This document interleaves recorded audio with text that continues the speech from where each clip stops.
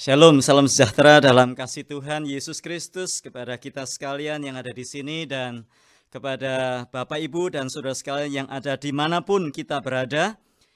Kita akan mendengarkan firman Tuhan dan sebelumnya kita tundukkan kepala untuk berdoa. Mari kita berdoa. Bapa, kami bersyukur karena Engkau hadir di tempat ini dan dimanapun kami berada.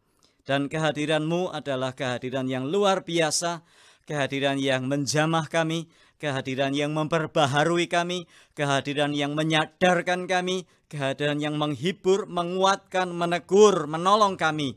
Karenanya Tuhan, kami berdoa supaya waktu-waktu penyampaian firman Tuhan seperti ini boleh menjadi kekuatan kepada kami untuk kami mengerti apa yang harus kami lakukan di dalam hidup ini, sehingga kami dilayakkan dan kami mengerti bagaimana seharusnya kami hidup sebagai orang Kristen. Bersabdalah ya Tuhan, kami siap mendengarnya. Di dalam nama Tuhan Yesus Kristus kami berdoa, dan kita semua yang bersyukur dan percaya berkata amin. Amin. Firman Tuhan pada pagi ini terambil dari surat Efesus pasal yang keempat, ayat yang ke-11 hingga ayat yang ke-16. Efesus pasal 4 ayat 11 hingga ayat yang ke-16. Demikianlah firman Tuhan. Dan ialah, maksudnya Yesus, yang memberikan baik rasul-rasul maupun nabi-nabi, baik pemberita-pemberita Injil maupun gembala-gembala, dan pengajar-pengajar, untuk memperlengkapi orang kudus bagi pekerjaan pelayanan, bagi pembangunan tubuh Kristus.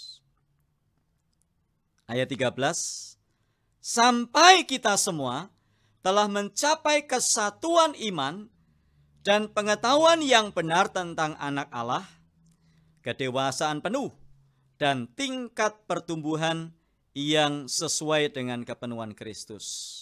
Sehingga kita bukan lagi anak-anak yang diombang-ambingkan oleh rupa-rupa angin pengajaran, oleh permainan palsu manusia dalam kelicikan mereka yang menyesatkan, tetapi dengan teguh berpegang kepada kebenaran di dalam kasih, kita bertumbuh di dalam segala hal ke arah Dia, Kristus, yang adalah kepala.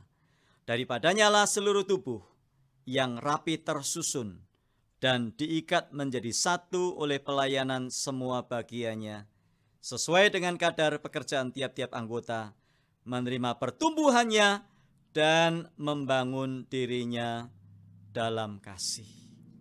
Demikianlah firman Tuhan. Berbahagia kita yang membaca, menyimpan, dan menerapkannya di dalam kehidupan sehari-hari. Kalau kita membaca surat Efesus adalah surat yang sangat indah.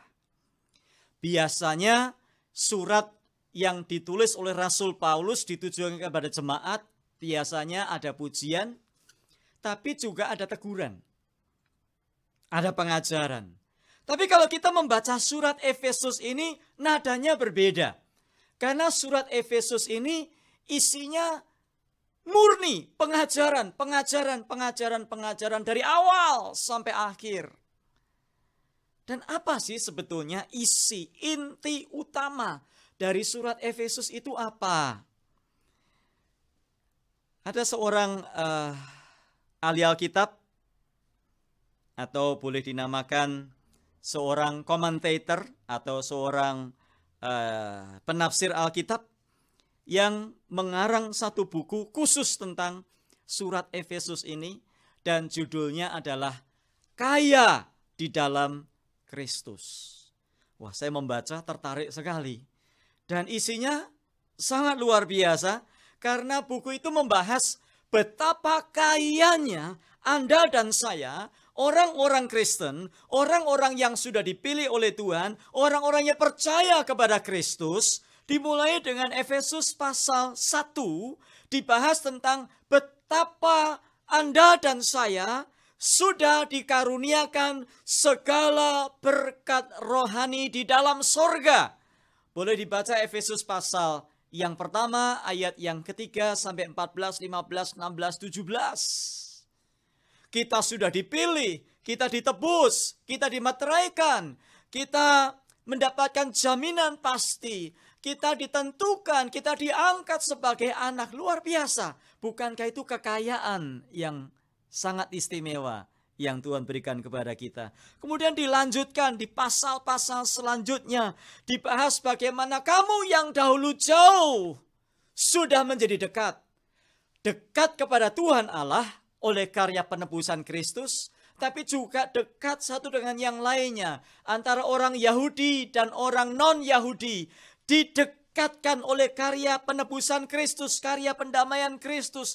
Lanjut pasal yang ketiga sampai pasal yang keempat ini, kita diberitahu ayat yang ke-11 bahwa Dia telah memberikan baik rasul-rasul maupun nabi-nabi, baik pemberita-pemberita Injil maupun gembala-gembala dan pengajar-pengajar.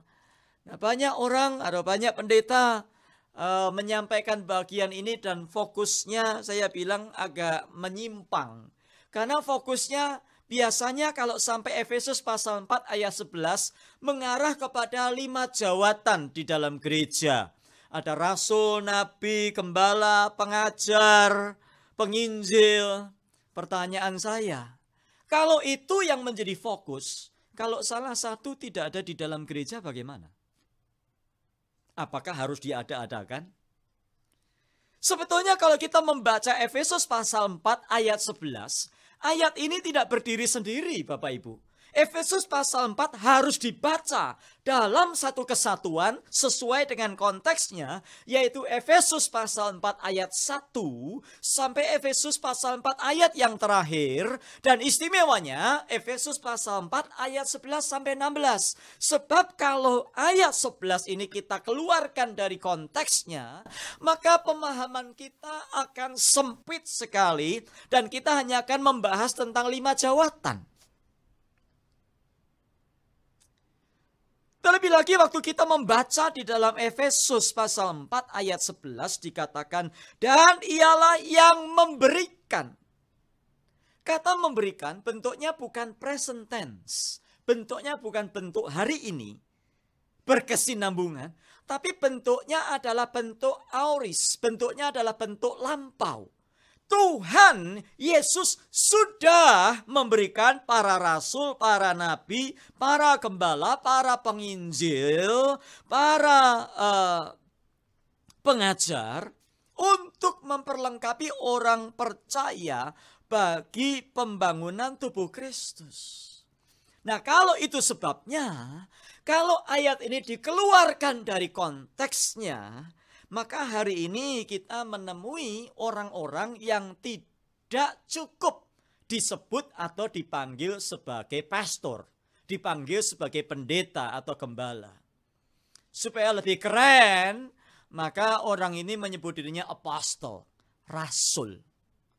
Padahal syarat untuk menjadi rasul adalah kalau kita membaca di dalam kesaksian perjanjian baru, rasul adalah saksi kehidupan Kristus. Kita mengenal Rasul Yakobus, kita mengenal Rasul Petrus, kita mengenal Rasul Paulus, kita mengenal rasul-rasul yang lain.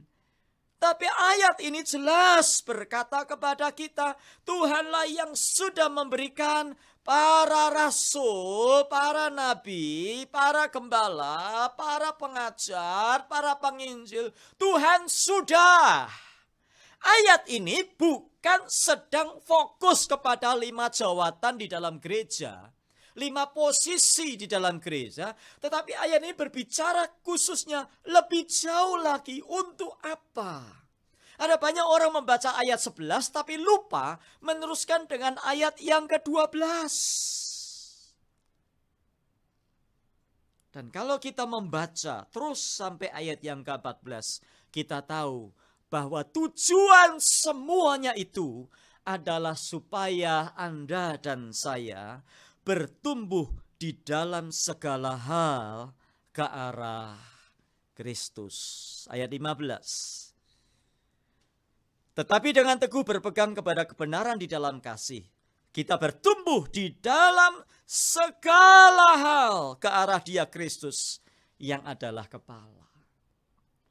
Tujuannya ini. Lalu apakah setiap orang percaya, setiap orang yang mengikut Yesus harus bertumbuh? Bagaimana kalau saya tidak mau bertumbuh? Kenyataannya seperti itu. Ada banyak orang Kristen, katanya jumlahnya makin bertambah. Pertumbuhan secara jumlah bertambah. Tapi benarkah pertumbuhan iman atau pertumbuhan rohaninya itu nyata? Kalau kita melakukan evaluasi, kita bisa tahu bahwa sesungguhnya terlalu banyak orang yang tidak mau bertumbuh. Buktinya, berapa lama kita sudah menjadi orang Kristen? Pertanyaan selanjutnya yang berhubungan dengan itu, sudah membaca firman Tuhan setiap hari belum? Atau sudah pernah belum membaca Alkitab dari awal sampai akhir? Ya, itu bukan satu-satunya indikator pertumbuhan, tapi itu salah satunya.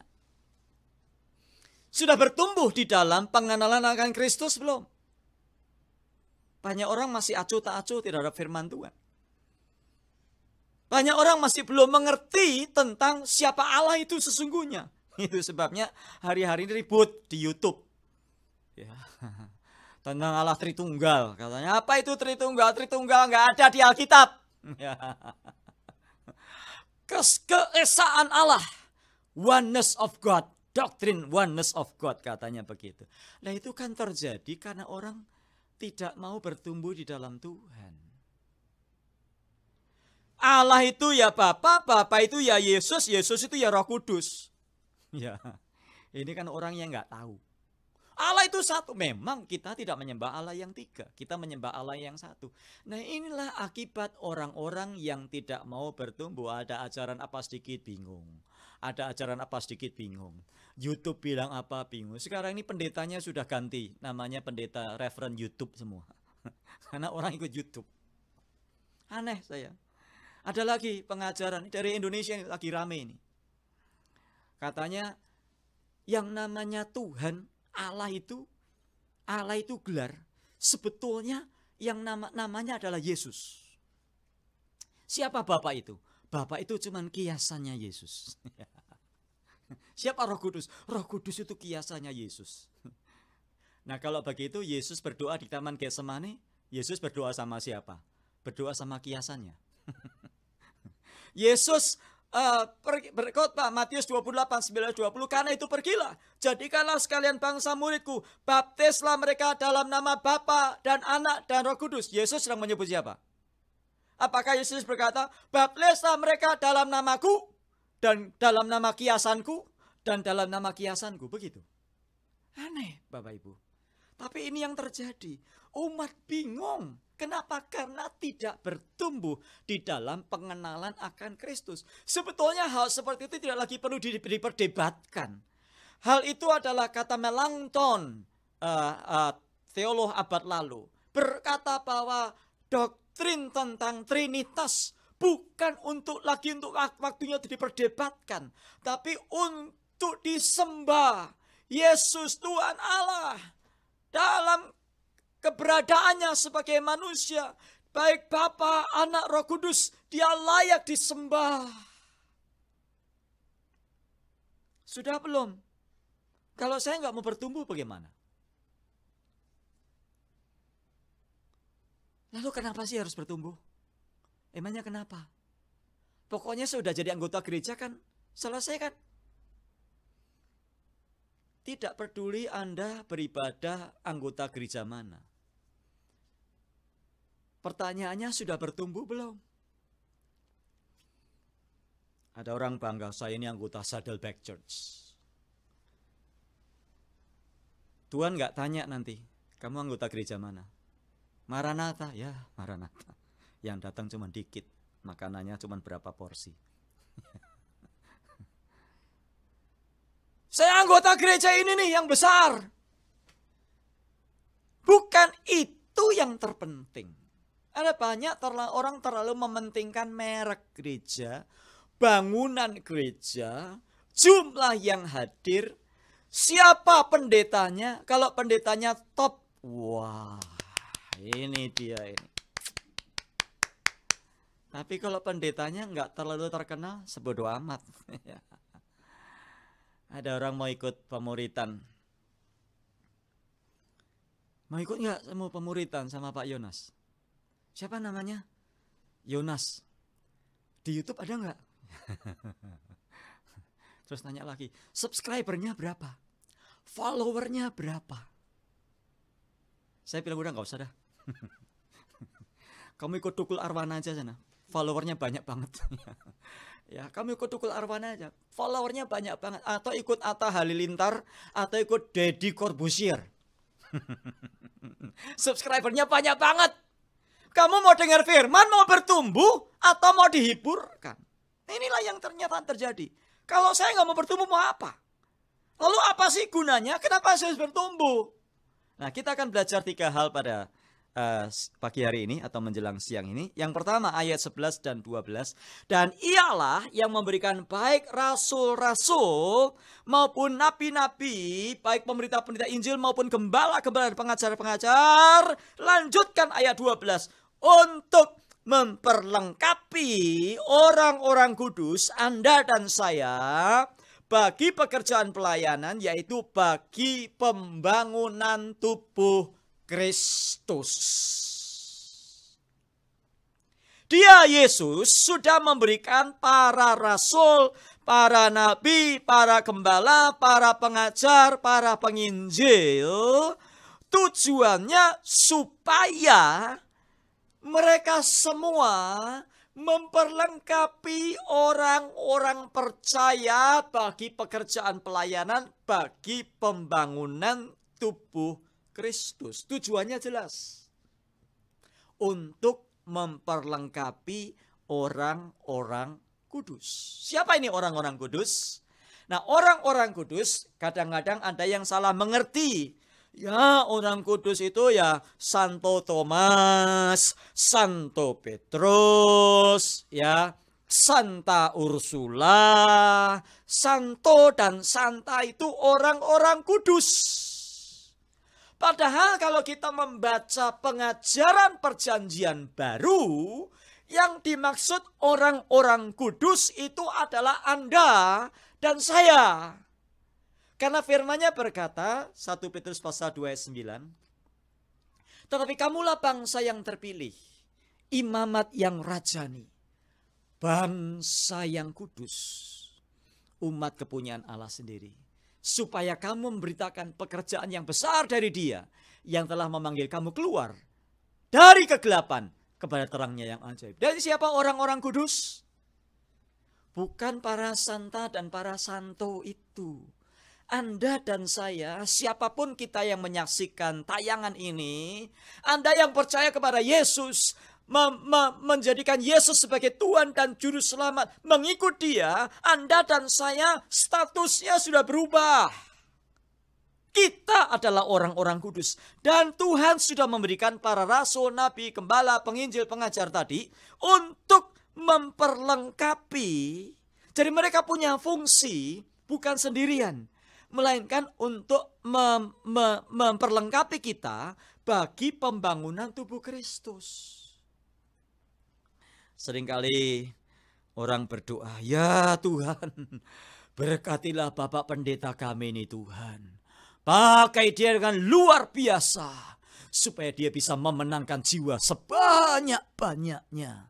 Dalam tanda kurung, saya tidur saja, kan begitu. Pakailah dia Tuhan dengan luar biasa. Saya tinggal nonton. Nah, ini yang terjadi. Betul atau betul? Kenapa? Karena konsep kita belum diperbaharui.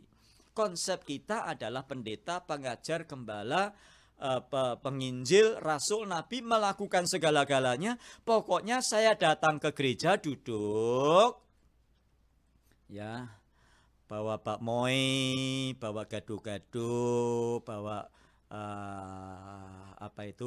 fuyung hai, capcay, barongsai saya bawa buat nanti fellowship, makan-makan. Terus saya kolekte, ya sebisanya kolektenya. Semuanya pendetanya. Keliru, keliru, keliru, keliru, keliru. Sekali lagi keliru. Baca baik-baik, ayat ini berkata bahwa Tuhan sudah memberikan para gembala, penginjil, pelayan Tuhan. Tuhan sudah memberikan semuanya untuk memperlengkapi Anda. Memperlengkapi jemaat. Bagi pembangunan tubuh Kristus. Supaya Anda dibangunkan. Supaya kita bertumbuh. Jadi pelayan Tuhan itu bukan selebriti. Kemana dia pergi kita ikuti. Ayo, wah dia dari sana ya, yuk rame-rame. Ya, carpool yuk rame-rame rombongan ke sana kita ikut. Wah.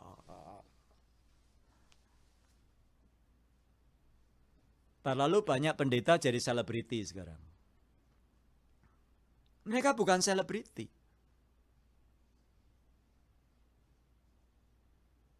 Bahkan ada pendeta-pendeta yang diangkat begitu rupa sampai menjadi seperti Tuhan. Keliru. Baca baik-baik ayatnya. Untuk memperlengkapi Bapak Ibu satu persatu. Anda dan saya diperlengkapi untuk pembangunan tubuh Kristus supaya kita bertumbuh. Supaya kita bisa berfungsi dengan baik dalam pembangunan tubuh Kristus. Tubuh Kristus itu apa? Gerejanya, baik gereja lokal di mana Anda beribadah, maupun gereja universal. Orang-orang percaya di seluruh dunia itu adalah tubuh Kristus. Supaya kita dibangunkan. Coba mari kita mulai berpikir secara benar. Supaya dengan berpikir benar, kita bisa bersikap benar. Mengambil bagian dalam pembangunan tubuh Kristus. Bersedia dilatih, bukan malah menyingkir. Bersedia dilatih, bukan malah menghindar. Harusnya waktu-waktu training, waktu-waktu Bible study, waktu-waktu komsel atau cell group adalah waktu-waktu di mana kita mau dibentuk, diproses sehingga kita bertumbuh. Bukan malah menghindar. Waktu-waktu training, pelatihan harusnya jadi waktu sukacita. Bukan malah kita menghindar. Apa training? Sebodoh amat, capek gua. Udah kerja. Seolah-olah yang penting adalah kerja.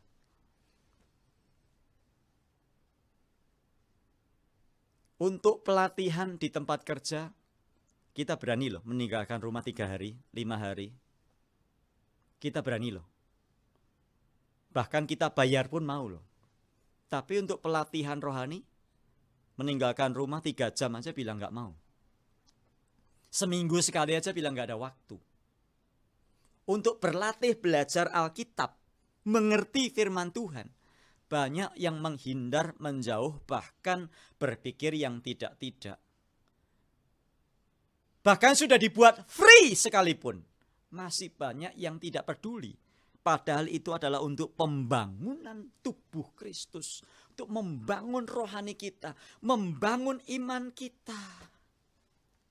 Nah, sebaiknya bagi para hamba Tuhan yang mendengarkan siaran ini, saya ingin mengingatkan kita. Bahwa tugas Anda dan saya adalah menolong jemaat. Menolong orang Kristen untuk belajar firman. Menolong orang untuk bertumbuh. Bukan malah mengandalkan hamba-hamba Tuhan dan selalu disuap. Pak Pendeta, tolong bantu saya dalam doa ya. Kenapa? Anak saya sakit. Memang kamu gak bisa berdoa sendiri? Ya tapi kan doanya pendeta itu sakti. Saya mah kok berdoa Tuhan gak jawab deh. Saya jauh dari Tuhan. Kalau pendeta kan dekat dengan Tuhan. Emangnya bis kota, jauh dekat 500 saudara. Ini yang terjadi. Ayo gereja Tuhan, bangkit, bangkit, bangkit, bangkit. Kita sudah waktunya untuk bertumbuh, bukan terus disuapin. Ya. Ada pendeta, yuk, ini hari Minggu yang khotbah si Anu loh. Wah datang yuk, bagus khotbahnya, bagus. bagus deh, kami dah jempol dia khotbahnya. Luar biasa, nggak bakal ngantuk dah, nggak bakal ngantuk. Yang tertidur bisa bangun. Luar biasa dah pokoknya, urapannya dahsyat. Luar biasa. Saya tanya, terus di rumah kita baca Alkitab enggak? Kalau enggak, sama aja bohong. Anda dan saya mendengar khotbah disampaikan, pesan Tuhan dinyatakan, firman Tuhan disampaikan, tujuannya supaya kita bertumbuh. Bukan sekedar, Pak Pendeta, terima kasih ya. Saya sungguh diberkati. So what? Problemnya bukan saya diberkati. Problemnya adalah firman Tuhan itu dilakukan atau enggak. Bertumbuh. Bertumbuh. Bertumbuh. Yang kedua, apa sih bahayanya? Tadi dasarnya adalah ayat 11, 12. Tuhan sudah memberikan para rasul, para nabi, para gembala, para penginjil, para pengajar semua untuk memperlengkapi Anda dan saya. Lalu itu dasarnya. Bahayanya apa? Ayat 13, 14. Ayat 13 dan 14, sampai kita semua telah mencapai kesatuan iman dan pengetahuan yang benar tentang anak Allah, kedewasaan penuh, dan tingkat pertumbuhan yang sesuai dengan kepenuhan Kristus. 14, sehingga kita bukan lagi anak-anak yang diombang-ambingkan oleh rupa-rupa angin pengajaran, oleh permainan palsu manusia dalam kelicikan mereka yang menyesatkan. Bahayanya apa kalau kita nggak mau bertumbuh? Saya nggak bertumbuh kok mau apa? Mau baca Alkitab mau kagak urusan gua. Lu emangnya kenapa? Lu siapa? Lu kagak kasih makan gua. Emangnya kenapa? Saudara yang dikasih Tuhan, Alkitab sudah memberitahu kita, kalau kita tidak mau bertumbuh, Anda dalam bahaya. Sekali lagi, Anda dalam bahaya. Bahayanya kita tidak menjadi dewasa secara rohani. Secara fisik kita mungkin dewasa, secara umur mungkin kita dewasa, tapi secara rohani kita tidak dewasa. Kita melawan rencana Tuhan. Kita diombang-ambingkan oleh rupa-rupa angin pengajaran. Tuhan mau saya bertumbuh, tapi saya nggak mau bertumbuh. Akibatnya saya jatuh ke dalam rupa-rupa angin pengajaran. Nah, pengajaran sesat Bapak Ibu bukan hanya terjadi hari ini. Zaman surat Efesus ini ditulis abad pertama, pengajaran sesat itu sudah ada. YouTube belum ada. Tapi pengajaran sesat sudah ada loh. Nah, kalau kita melihat jemaat Efesus latar belakangnya, mereka tinggal di kota Efesus yang merupakan kota besar dan strategis, kota maju. Ya, boleh dikata seperti Los Angeles begitulah. Sebagai pusat perniagaan pada waktu itu, serta merupakan pusat agama kafir. Menyembah berhala, ada kuil Dewi Artemis atau Dewi Diana terkenal. Dan memungkinkan jemaat untuk terpengaruh ajaran-ajaran yang masuk dalam jemaat Kristus. Bahkan ada yang jelas-jelas ajaran sesat yang bernama Gnosticism atau tulisnya orang baca Gnosticism adalah gerakan keagamaan yang berciri dualistik yang menggunakan sumber-sumber Yahudi, Kristen, dan kafir. Itu Gnosticism. Nah, Gnosticism ini menolak atau mengubah tradisi dan kitab suci dan yakin bahwa mereka mempunyai pengetahuan istimewa tentang Allah dan tujuan hidup manusia. Pada saat roh terlepas dari cengkeraman materi, kebangkitan itu telah berlangsung. Mereka nggak percaya kebangkitan. Ya, pada waktu kita bisa lepas dari materi, saya sudah nggak cinta uang, ya, saya bisa lepas dari komputer, dari mobil, saya sudah kebangkitan, mengenai kebangkitan. Nah, ini ajaran sesat pada waktu itu. Mereka tidak percaya bahwa tubuh, ya, mereka berkata tubuh tidak perlu dan tidak dapat dibangkitkan. Itu ajaran sesat abad pertama. Belum lagi ajaran sesat yang lain, yang dari kaum Yudaizer, yang menekankan bahwa Kristen percaya Yesus saja nggak cukup. Anda harus disunat. Kalau nggak disunat, Anda nggak pas jadi orang Kristen. Ada macam-macam. Jadi kenapa? Bagaimana kita mengerti ajaran itu sesat? Ajaran sesat adalah Yesus plus atau Yesus minus. Alkitab plus atau Alkitab minus. Jadi ajaran-ajaran Alkitab ditambahin atau ajaran-ajaran Alkitab dikurangin. Nah, Bapak yang dikasihi Tuhan, kalau kita memperhatikan, maka kita akan melihat bahwa ajaran-ajaran seperti ini terus berkembang. Masuk dalam gereja-gereja, bayangkan kekristenan baru mulai berdiri, ajaran sesat sudah ada. Apalagi zaman sekarang. Ajaran sesat terus berkembang. Apalagi ditambah dengan merebaknya YouTube. Tiap hari orang nonton YouTube. Ajaran-ajaran semuanya masuk, kita tidak bisa disaring. Dengerin pendetanya sendiri nggak mau. Ya, dengerin gembalanya sendiri nggak mau. Dengar sana sini. Tidak mau bertumbuh di dalam Tuhan. Ajaran sesat sekarang banyak sekali. Banyak sekali. Bahkan maaf kata, ajaran-ajaran sekarang sudah tidak bisa dikontrol lagi. Semuanya melakukan apa saja yang mereka mau. Atas nama profetik, sedikit-sedikit profetik. Ini perbuatan profetik, bro. Ini tindakan profetik, bro. Ada yang tanya sama saya, Pastor, profetik itu apa sih? Saya bilang, kamu mau belajar tentang profetik. Kalau mau sediakan waktu, saya mau jelaskan semuanya. Kalau kamu cuma mau dengarkan 1-2 menit, nggak ada waktu. Susah, kan itu panjang sekali penjelasannya. Orang lakukan apa saja, semua dilakukan.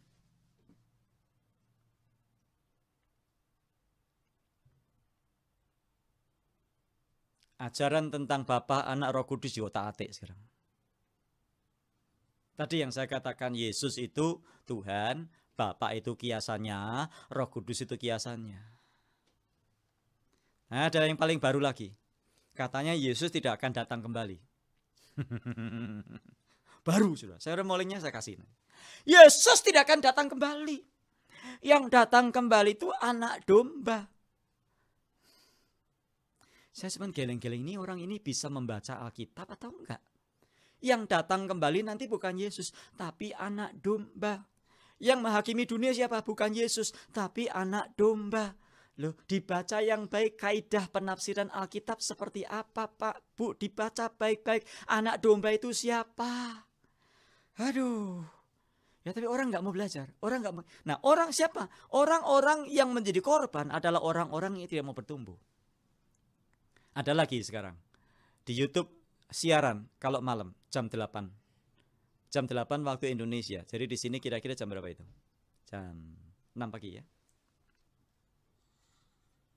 Orang ini sudah seperti Tuhan. Aduh, pastor, tolong berdoa untuk tanah saya di Depok supaya laku 3 hektar di sana, tolong didoakan pastor. Ya, terus sudah minggu depannya, aduh puji Tuhan loh, pastornya berdoa hebat loh, manjur doanya, tanah saya di Depok sudah laku. Tolong lagi pastor, doakan tanah saya di Serpong 2 hektar belum laku. Ya, sampai ada lagi karena itu ada komentar-komentar di YouTube tuh.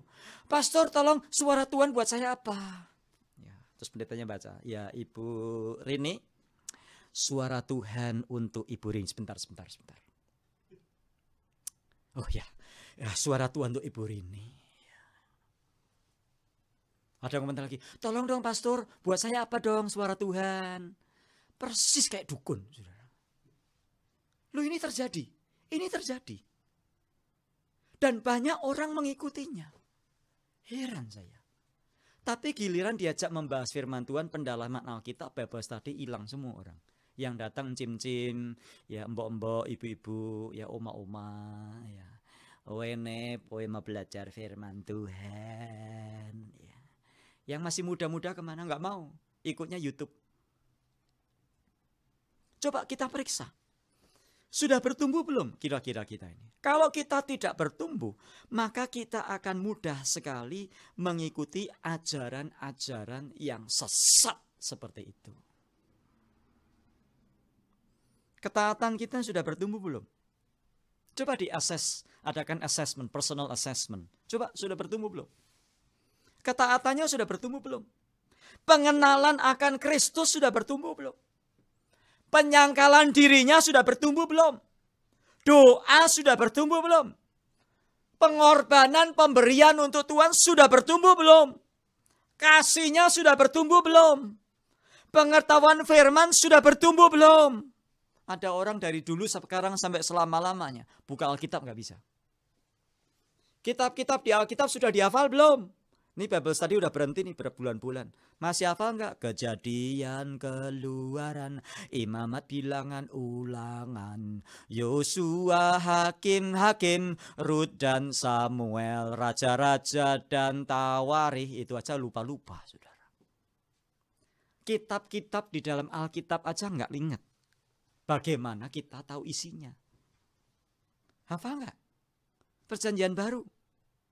Ngerti nggak kita? Kitab Injil kenapa berbeda? Tahu nggak kita? Matius, Markus, Lukas, Yohanes. Yang agama lain bilang, nih agama Kristen Injilnya sudah dipalsukan. Buktinya Injil ada 4 macam. Yang benar yang mana coba? Nah, kita bisa nggak jawab?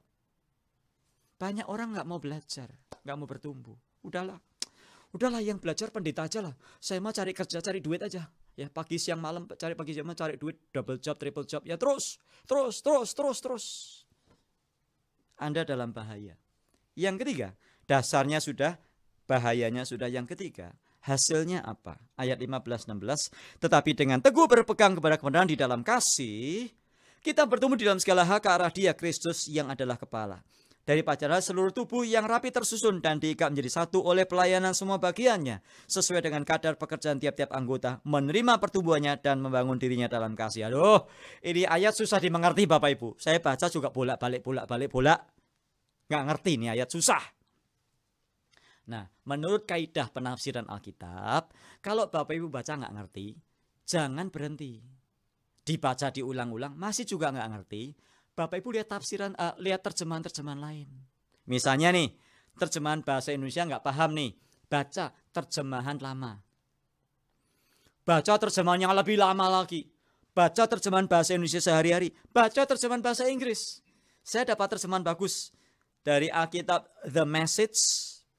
Ini The Message ini tulisannya Bapak Eugene Peterson. Saya pernah bertemu beliau di Michigan tahun-tahun yang lalu. Beliau ini orang yang dipakai Tuhan ya, sudah lanjut umur ya. Alkitab The Message ayat yang 15 dan 16 bilang begini. God wants us to grow up, to know the whole truth and tell it in love.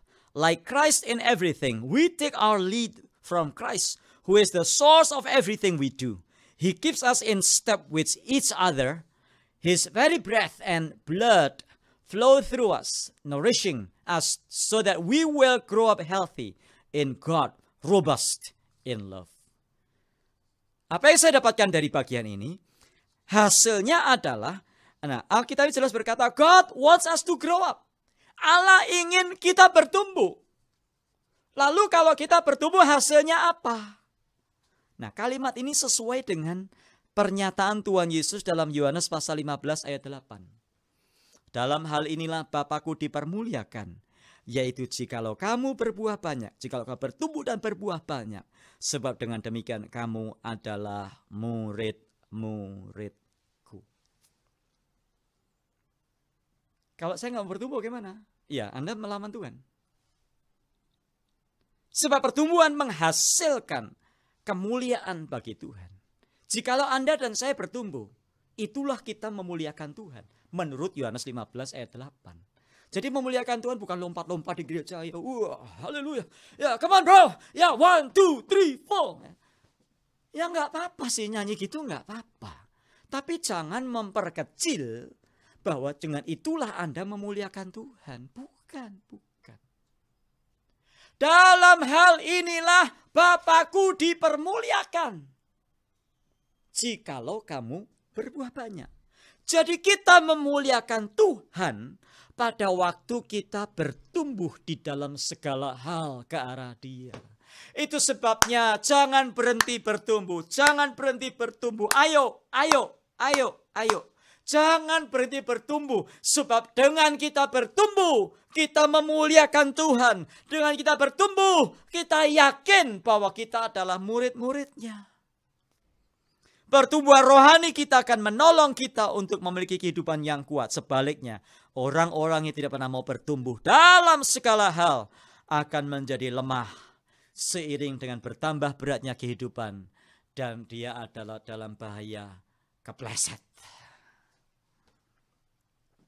Jadi kepleset itu bukan tiba-tiba Pak, Bu.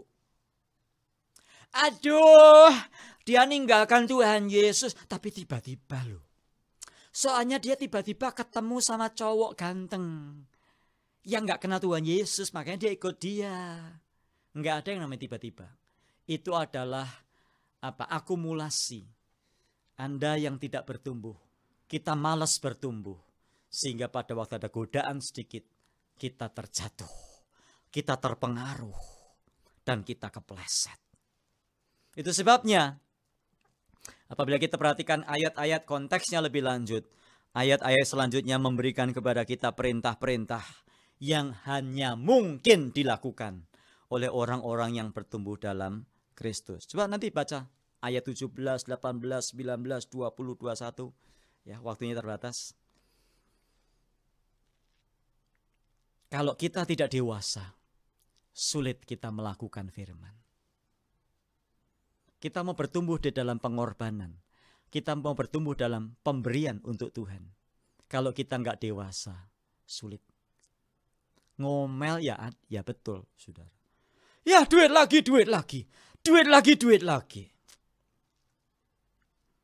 Masa sih saya yang masak terus di gereja? Masa sih saya yang pelayanan terus?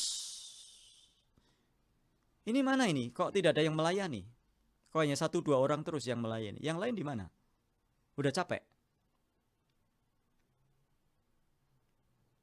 Pertanyaan, mungkin Anda tidak bertumbuh. 1 Korintus 15. Jangan lelah bekerja di ladang Tuhan. Hanya mungkin terjadi pada waktu kita bertumbuh dewasa. Ada orang senang tampil. Kalau banyak orang tampil semua. Tapi giliran online gak ada yang tampil, saudara. Gak ada yang nonton sih. Kenapa? Kita lemah. Landasan kita lemah. Kita gak bertumbuh di dalam Tuhan. Masih mengeraskan hati. Tidak mau bertumbuh.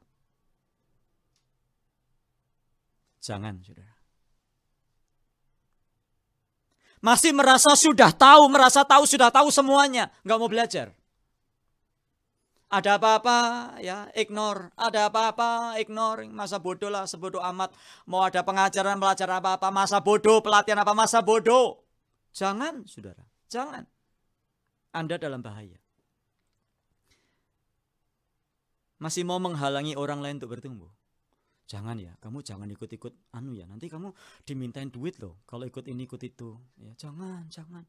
Udah jangan ikut-ikut sudah gini aja sudah lah. Ngapain ikut-ikut nanti? Jangan. Retreat bayar nanti. Ya, paling buat pendetanya. Jangan. Apa lagi? Ya. Training katanya gratis. Ujung-ujungnya sertifikatnya suruh bayar. Ya emang suruh bayar, kalau enggak duitnya siapa? Mamanya saya yang suruh bayar. Anda sudah ikut training gratis, sertifikat dari saya juga gratis. Ya, itu tinta bayar itu mahal itu. Ya. Pengirimannya aja priority mail $7.75, $8. Belum ongkosnya pakai komputer dikin kos berapa bayarnya. Hanya orang dewasa. Orang yang dewasa dia nggak gampang ngeluh. Di sini ada banyak ibu-ibu ya. Ibu-ibu di sini banyak cuci piring. Cuci piringnya bapak-bapak siapa yang nyuci? Kadang-kadang ibu-ibu ya. Ngeluh ibu. Ya ampun, Pak. Piring dicuci dong. Malasnya minta ampun, sudah kawin 20 tahun masih nggak mau cuci piring. Begitu? Yang cuci pakaian siapa? Maaf kata ya, cuci pakaian dalam siapa? Kadang-kadang suami, kadang-kadang istri. Ngeluh. Ya ampun, istri saya nyuci pakaian dalam aja kagak mau. Mesti saya lagi nyuci. Enggak mulai. Enggak ngeluh. Kenapa? Karena kita dewasa. Orang yang suka komplain, ngeluh, hobinya ribut, berantem di gereja adalah ciri orang yang tidak dewasa. Ayo bertumbuh. Masih mau dengar orang-orang yang melemahkan? Jangan. Tutup telinga. Enggak, saya mau maju dalam Tuhan. Jangan dengar suara-suara yang melemahkan seperti itu. Ada dasarnya, ada bahayanya, ada akibatnya atau hasilnya. Bertumbuhlah di dalam segala hal ke arah Kristus. Menjadi seperti Kristus. Itu yang Tuhan mau dalam hidup kita. Mari berdoa. Tuhan, terima kasih buat firman-Mu. Biar firman-Mu ini terus berbicara kepada kami. Sekalipun firman itu selesai disampaikan. Tolong kami Tuhan, itu tidak puas sampai di sini. Kami mau terus bertumbuh, dan bertumbuh. Nama Tuhan Yesus dipuji, dimuliakan. Meteraikan firman dalam kehidupan kami, setiap kami. Amin.